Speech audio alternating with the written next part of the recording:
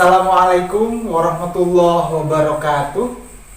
Hai anak baik, berjumpa lagi di channel Ahmad Lukman. Apa kabar hari ini? Pada kesempatan ini kita akan belajar bersama mengenai pendidikan agama Islam dan budi pekerti bagi siswa SMP kelas 8. Materinya mengenai beramal saleh dan berbaik sangka. Supaya lebih berkah, kita awali dulu dengan berdoa bersama-sama. Bismillahirrahmanirrahim. Rabbana zidna ilma warzuqna fahma. Setelah mengikuti pembelajaran ini, diharapkan adik-adik mampu menjelaskan yang pertama pengertian amal saleh dan berbaik sangka dengan benar. Yang kedua, mampu menunjukkan dalil nakli mengenai baik sangka dan beramal saleh. Yang ketiga, menunjukkan contohnya. Yang keempat, mampu melaksanakan dalam kehidupan sehari-hari. Yang kelima, mampu menjelaskan manfaatnya. Masuk ke submateri yang pertama mengenai beramal saleh.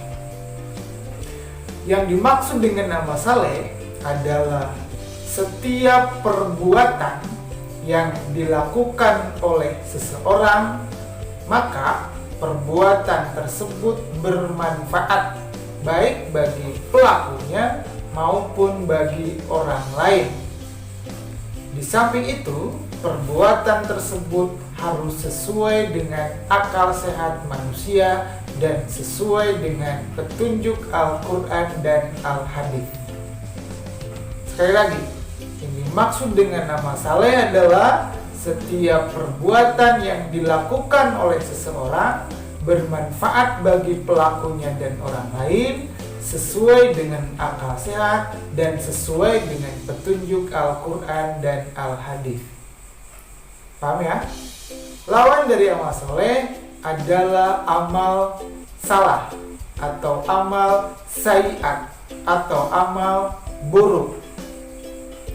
Amal buruk atau amal sayyiat, perbuatan yang buruk, itu adalah setiap perbuatan yang dilakukan oleh seseorang akan berakibat buruk atau memberi kemadaratan baik bagi pelakunya maupun orang lain, tidak sesuai dengan akal sehat dan bertentangan dengan petunjuk Al-Quran dan Al-Hadis. Sampai di sini paham ya? Amal saleh atau amal baik, amal sayyiat atau perbuatan yang buruk, bedanya jelas kelihatan.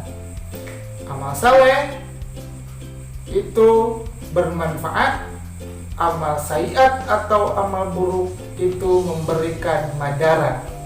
Amal saleh sesuai dengan akal sehat manusia, amal sayyiat atau perbuatan buruk itu bertentangan dengan akal sehat manusia. Juga kalau amal saleh itu sesuai dengan pedoman Al-Quran dan Al-Hadis, sementara amal sayyiat itu bertentangan dengan pedoman Al-Quran dan Al-Hadis. Jadi kategorinya ada 3, bermanfaat dan bermadarat lawannya, sesuai dengan akal sehat, bertentangan dengan akal sehat, sesuai dengan pedoman Al-Quran dan Al-Hadis, bertentangan dengan Al-Quran dan Al-Hadis. Paham ya? Itu pengertian dari amal saleh. Kedua, selanjutnya masuk ke materi dalil nakli. Apa sih dalilnya berbuat amal saleh atau berbuat perilaku yang baik? Banyak sekali adik-adik kita temukan dalam Al-Quran dan Al-Hadis yang menjelaskan tentang perintah untuk beramal saleh atau berbuat kebajikan. Banyak sekali dalilnya. Di antaranya kita temukan dalam surat Al-Asr ayat 2 dan 3. A'udzubillahi minasyaitonirrajim. Bismillahirrahmanirrahim. Innal insana lafi khusr illal ladzina amanu wa amilus solihati wa tawasaw bil haqqi wa tawasaw bis sabr. Innal insana lafi khusr. Sesungguhnya manusia itu berada dalam kerugian. illal ladzina amanu, kecuali orang-orang yang beriman, wa amilus sholihat, dan beramal soleh, wa tawassaw bil haq, lalu saling menasihati dalam kebenaran, wa tawassaw bis sabr, dan saling menasihati dalam kesabaran. Jadi dari ayat ini kita bisa temukan sebuah petunjuk bahwa amal saleh itu sangat penting dalam kehidupan manusia. Yakni kata Allah Subhanahu wa taala, amal saleh tentu saja yang didahului dengan keimanan, lalu saling menasihati. Amal soleh menjadi salah satu prasyarat untuk terhindar dari kerugian, baik di dunia maupun di akhirat. Yakin ya, perintah agama untuk berbuat kebajikan atau beramal soleh sangat jelas aturannya. Selanjutnya, bagaimana caranya? Cara beramal soleh itu adalah yang pertama, harus mengetahui dulu ilmunya untuk beramal soleh. Yang kedua, beramal soleh itu harus dilandasi dengan niat yang ikhlas karena Allah Subhanahu wa ta'ala. Yang ketiga, cara beramal saleh itu adalah dilakukan sesuai dengan petunjuk Al-Quran dan Al-Hadis. Sekali lagi, cara beramal soleh itu yang pertama harus tahu dulu ilmunya, yang kedua niatnya ikhlas karena Allah, yang ketiga harus sesuai dengan petunjuk Al-Quran dan Al-Hadis. Ketika dilandasi atau dilakukan dengan ketiga hal tersebut, maka amal soleh yang dilakukan oleh seseorang akan sah disebut sebagai amal soleh. Bentuknya, yang pertama ada beramal soleh yang langsung berhubungan dengan Allah Subhanahu wa ta'ala. Contohnya apa? Seperti sholat. Itu masuk kategori amal soleh yang langsung berhubungan dengan Allah Subhanahu wa ta'ala, tidak melalui perantara manusia. Yang kedua, amal soleh kepada sesama manusia. Contohnya apa? Misalnya kita sedang jalan di perjalanan, di pinggir jalan ada orang gila yang kelaparan, lalu kita kasih makanan, itu juga sama menjadi amal soleh. Ketiga, misalnya kita sedang di kelas membuang atau menyimpan sampah pada tempatnya, itu masuk kategori amal soleh. Amal soleh yang berhubungan dengan lingkungan atau alam sekitar. Selanjutnya, apa sih manfaatnya yang bisa kita raih ketika kita rajin beramal soleh? Banyak sekali manfaat yang akan kita peroleh, sehingga kita harus termotivasi untuk selalu semangat mengisi kehidupan ini dengan beramal soleh, karena banyak sekali manfaat yang akan kita peroleh. Di antaranya, yang pertama, orang yang beramal soleh akan senantiasa mendapatkan ampunan dari Allah Subhanahu wa ta'ala dan mendapat pahala yang banyak sekali. Perilaku yang baik jika dilakukan dengan benar akan menghapus perilaku yang buruk yang sudah kita lakukan, akan mendapatkan ampunan dari Allah Subhanahu wa ta'ala. Yang kedua, orang yang rajin beramal soleh akan senantiasa mendapat tambahan petunjuk dari Allah Subhanahu wa ta'ala. Yang ketiga, orang yang rajin beramal soleh akan mendapatkan kehidupan yang layak. Kemudian yang keempat, orang yang beramal soleh akan terhindar dari kerugian, baik kerugian di dunia maupun di akhirat. Silahkan kalau ada adik-adik yang mengetahui yang manfaat dari beramal soleh selain dari yang tadi, karena memang masih banyak, silahkan nanti dibubuhkan, dituliskan di kolom komentar ya. Selanjutnya kita masuk ke submateri yang kedua, yaitu tentang berbaik sangka, atau biasa kita kenal dengan sebutan husnudzon. Husnudzon itu adalah berbaik sangka, memasang prasangka yang baik dalam pikiran kita. Kalau dalam pramuka biasa kita mendengar istilah suci dalam pikiran, perkataan, dan perbuatan. Nah, berbaik sangka merupakan salah satu ikhtiar untuk menuju itu, yaitu memperbaiki prasangka kita kepada orang lain sejak dalam pikiran. Prasangka kita kepada yang di luar kita termasuk ke dalam diri kita, dan mulai dari pikiran kita.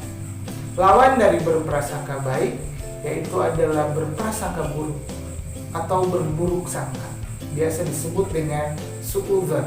Suudzon itu selalu berprasangka buruk, baik kepada diri kita, kepada Allah Subhanahu wa taala, maupun kepada orang selain diri kita. Dalilnya apa? Banyak sekali di dalam Al-Quran. Misalnya yang terdapat dalam Quran surat Al-Hujurat ayat 12. A'udzubillahi minasyaitonirrajim. Bismillahirrahmanirrahim. Ya ayyuhalladzina amanu jtanibu katsiran minadh-dhon. Hai orang-orang yang beriman, jauhilah dari memperbanyak buruk sangka. Kenapa? Inna ba'dzadh-dhonni ismun. Karena sebagian dari prasangka itu adalah dosa. Kita sebagai orang yang beriman, seorang muslim harus senantiasa menjaga diri dari perbuatan, dari pikiran berburuk sangka, dan harus senantiasa membiasakan diri untuk berhusnudzon atau berbaik sangka. Selanjutnya, bentuk dari baik sangka itu ada beberapa macam. Yang pertama, senantiasa berbaik sangka kepada diri sendiri. Yang kedua, berbaik sangka kepada Allah Subhanahu wa ta'ala, bahwa apa yang diberikan kepada kita, apa yang dianugerahkan kepada kita, itu selalu yang terbaik menurut Allah Subhanahu wa ta'ala. Bersyukur ketika mendapat yang menyenangkan, bersabar ketika mendapat sesuatu yang menyedihkan. Yang kedua, yang ketiga, berbaik sangka kepada orang lain. Siapapun yang berhubungan dengan kita, kita harus selalu bangun kebiasaan berbaik sangka kepada mereka. Tentu, baik sangka di sini bukan berarti ceroboh, tapi selalu berbaik sangka kepada orang lain yang diimbangi dengan kewaspadaan. Paham ya? Yang terakhir, kita akan bahas mengenai manfaat dari berbaik sangka. Apa saja manfaatnya? Banyak. Pertama, diantaranya yang akan Bapak jelaskan pada video ini, manfaat dari berbaik sangka adalah hidupnya akan senantiasa tenang dan optimis. Nah ya, sebaliknya, orang yang tidak berbaik sangka, hidupnya akan selalu gelisah dan pesimis. Yang kedua, yakin bahwa di dalam segala sesuatu yang terjadi, di dalam sesuatu yang menimpa kita, baik dari orang lain atau lebih jauhnya dari Allah Subhanahu wa ta'ala, itu selalu ada hikmah di baliknya. Kemudian yang ketiga, membentuk pribadi yang tangguh. Kemudian menjadikan seseorang kreatif, menyebabkan seseorang tidak mudah putus asa, dan seterusnya dan seterusnya. Silakan bagi adik-adik yang memiliki pertanyaan mengenai materi yang sudah disampaikan, bisa ditanyakan di kolom komentar. Mudah-mudahan bermanfaat. Itu yang bisa Bapak sampaikan. Jangan lupa kalau video ini bermanfaat, silakan disebar ke teman-temannya. Sampai jumpa di video berikutnya. Wallahul muwaffiq ila aqwamit thoriq. Wassalamualaikum warahmatullahi wabarakatuh.